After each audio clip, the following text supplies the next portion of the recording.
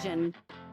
So Nedbank is known as a green bank, and the green bank being a natural tie that funding and being part of the energy transition is an important part of our DNA. From our board strategy to our chief executive officer, funding renewable energy projects has been a key part of our strategy. And this is evident about the number and the quantum of debt that we've funded in these energy projects. And this is also clear not only in South Africa, but the rest of the African continent. For example, Nedbank is so proud to be associated with one of the largest wind farms in Kenya, where we are in today, is the Lake Turkana wind farm, where we were the mandated lead arranger that helped structure and fund this project. And this has been a flagship project for the whole of the East Africa, providing clean, reliable, cheap power to the Kenyan economy.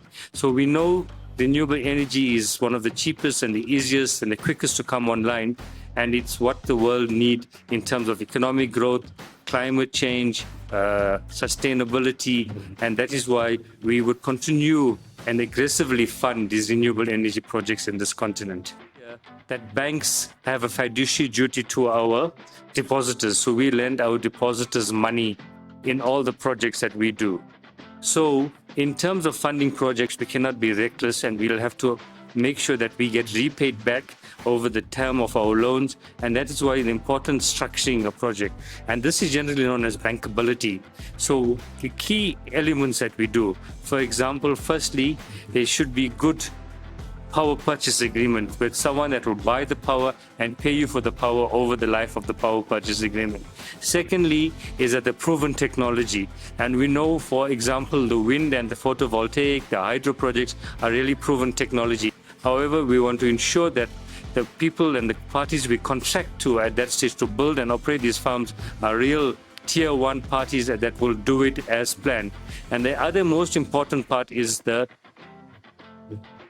Equator principles which we signed off to, where that shows that we do responsible investments in terms of the projects we do, good environmental and social impact studies, it's no harm to the economies, the construction cycle is sustainable, and it provides a net carbon neutral basis for us to the whole value chain. So these are some of the key important bankable considerations. And as I said, although this is quite an important sector to do with, we are really responsible investors, as we have a fiduciary duty to our depositors, and we ensure that the projects that we do fund that have good impact and that we will get paid over the term of the loan.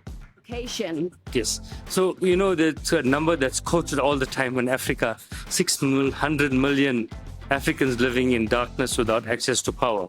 So power is the oxygen of any economy. So if you want economic growth, you need to build factories, to create jobs, to create SME sectors, you need power. And power can be, it's really what spurs the economy and helps sustainable growth. Not only in the economic sense, even in the education field, reading a book in darkness is almost impossible. So there's a huge opportunity for us in the African continent to leapfrog into an energy transition, as we've seen for example, in the telecommunications sector, where not everyone had access to a landline, a wired telephone, but as soon as the cell phone revolution came, everyone had access. With renewable energy technologies, we can do mini grids, microgrids, off grids, and so much more opportunities, rural electrification, electrification for economies and industries. So it has so much of opportunities for us to invest. And investing in renewable technologies is investing in the future.